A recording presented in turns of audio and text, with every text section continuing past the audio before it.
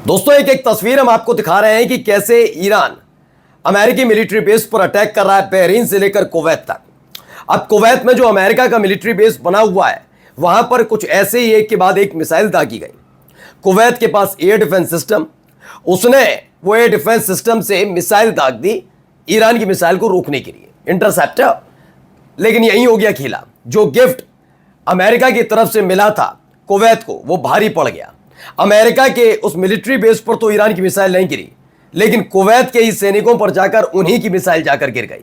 हालात क्या है दिखाऊंगा। अब्बास अरागाची जैसे ही पहुंचे इराक, वैसे ही हालत खराब हो गई है, क्योंकि दंदनाते हुए कई टैंक अमेरिका के दूतावास में घुस गए। ग्रीन जोन वाला इलाका जहां पर बहुत सारे टैंक देखे गए, और खबर है कि कई लोगों की गिरफ्तारी हुई है। किन किन की हुई है बताऊंगा, लेकिन इन सब के बीच इराक के इंटरनेशनल एयरपोर्ट से अचानक धुआं उठता भी नजर आया है। तो क्या यह हमला किया गया, क्या हुआ है? और फिर से वही ट्रंप का कहना शुरू होने वाला है। मार्केट शुरू होने से पहले फिर से वही नॉर्मल बात है कि ईरान कह रहा है कि हमसे एक बार और बात कर लो। ये सारी बातें वो कहते हुए नजर आए और दोहा में मुलाकात का दावा कर रहे थे, लेकिन ईरान ने हवा निकाल दी कि उसने ऐसा कोई अपील ट्रंप से या अमेरिका से नहीं की है। कैसे गिड़गिड़ा रहे, कैसे अब इजराइल नेतन्याहू को फटकार लगा रहे, और उसके पीछे की चाल क्या है वो भी आपको दिखाऊंगा। नमस्कार, मैं हूं प्रज्वल गौतम और आप देख रहे हैं खबर चौक। सबसे पहले जरा ये देखिए हालात क्या है।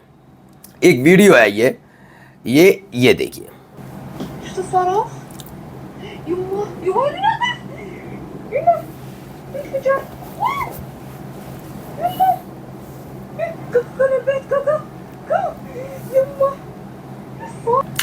तो इसमें भाई खबर क्या निकल कर आई, कुवैत की आर्मी ने ये अपने एयर डिफेंस सिस्टम से ईरान की मिसाइल को रोकने के लिए, जो कुवैत में बने अमेरिकन बेस पर जा रही थी, उसे रोकने के लिए एक मिसाइल दागी इंटरसेप्ट कर लिया इंटरसेप्ट मनावाली पर।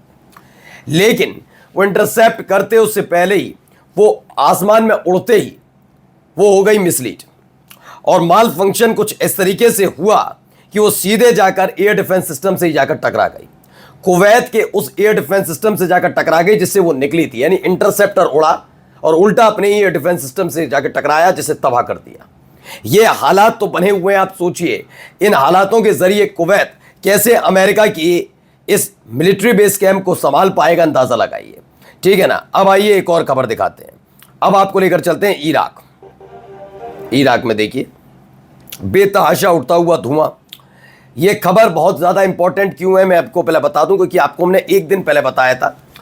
जो इराक के में गए हुए हैं, फिलहाल अब्बास अरागाची इराक में मौजूद हैं, वहाँ पर वो श्रद्धांजलि अर्पित करने गए थे, और उसके बाद वहाँ पर अचानक से इंटरनेशनल एयरपोर्ट पर यह धुआं उठता हुआ नजर आया है।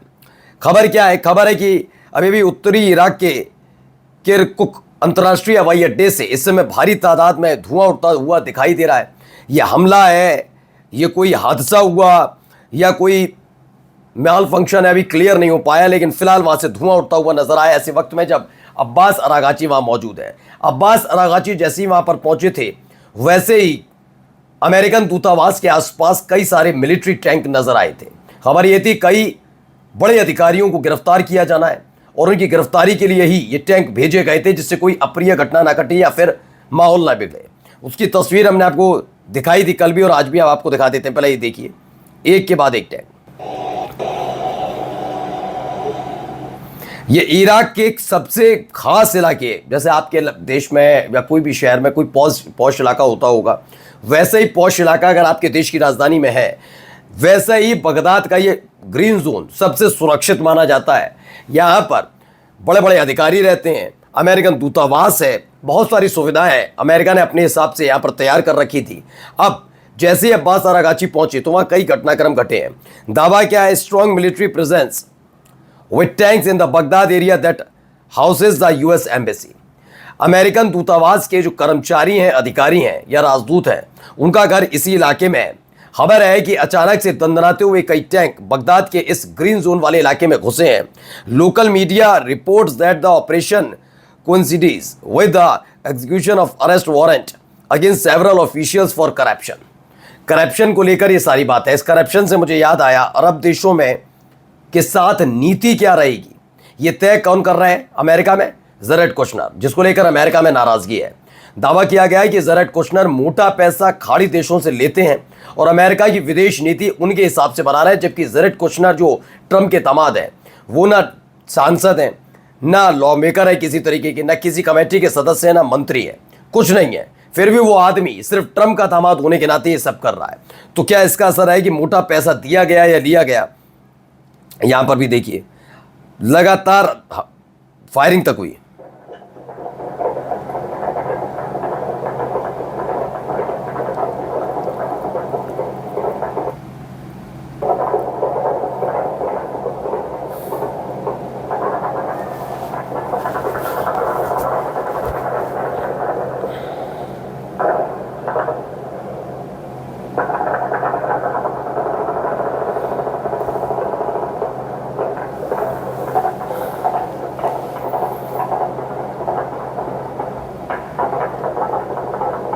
लगातार फायरिंग हो रही है।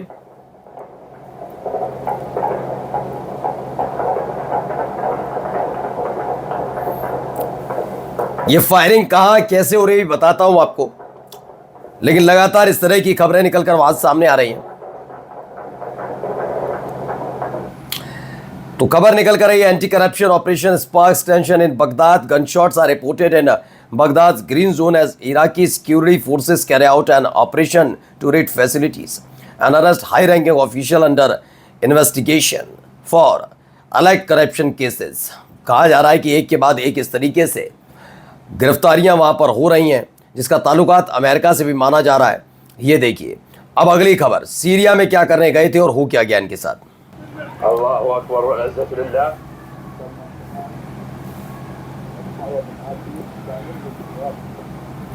तो सीरिया में भी गजा और लेबनान की तर्ज पर बफर जोन के नाम पर कब्जा करने पहुंचे थे। ये देखिए सोचो पत्थरों से खदेड़ दिया आईडीएफ सैनिकों को।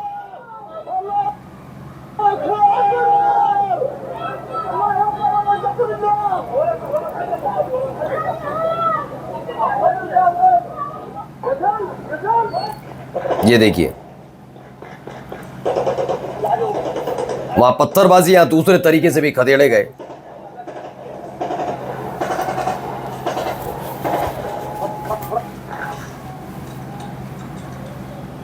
ये देखिए बकायदा वीडियो बनाकर बताया है कि कैसे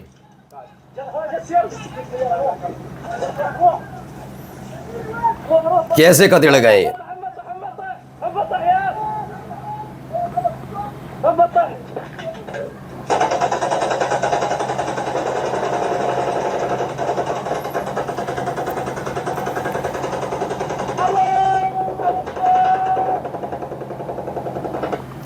तो ये सीरिया का, दक्षिणी सीरिया का इलाका है, डेरा, जहां पर घुसने की कोशिश की थी लेकिन पत्थर मारे, गोलीबारी हुई और उसके बाद खदेड़ दिए गए इजरायली सैनिक। और डोनाल्ड ट्रंप का ट्रुथ सोशल पर फिर बयान आ गया, भाई Iran has requested a meeting, it will take place tomorrow in Doha. Trump कह रहे हैं कि गिड़गिड़ा रहा है ईरान एक मीटिंग के लिए कि दोहा में फिर से मीटिंग कर लीजिए, कल एक मीटिंग कर लीजिए। प्रेसिडेंट ट्रंप ने ईरान के रिक्वेस्ट पर दोहा में अगली बैठक का दावा किया, लेकिन ईरानी मीडिया रिपोर्ट्स में इस दावे को खारिज किया जा रहा है। भैया होगा भी, क्योंकि अमेरिका चाहता है, ट्रंप चाहते हैं कि बाजार खुले तो अच्छे से खुले ना, इसीलिए। और अब देखिए हर कोई बेंजामिन नेतन्याहू से तंग आ चुका है, यहाँ तक कि सभी यहूदी भी तुमसे तंग आ चुके हैं। अब डोनाल्ड ट्रंप का बयान आ रहा है, ये सरेंडर मोड नहीं है, ये सिर्फ मार्केट अप एंड डाउन का खेल है। सही कहा था जो बाइडन ने, या इस आदमी को शर्म भी नहीं आती, राष्ट्रपति होने के नाते अपने ही देश के अंदर ये ट्रेडिंग में ऐसे करता है। नमस्कार।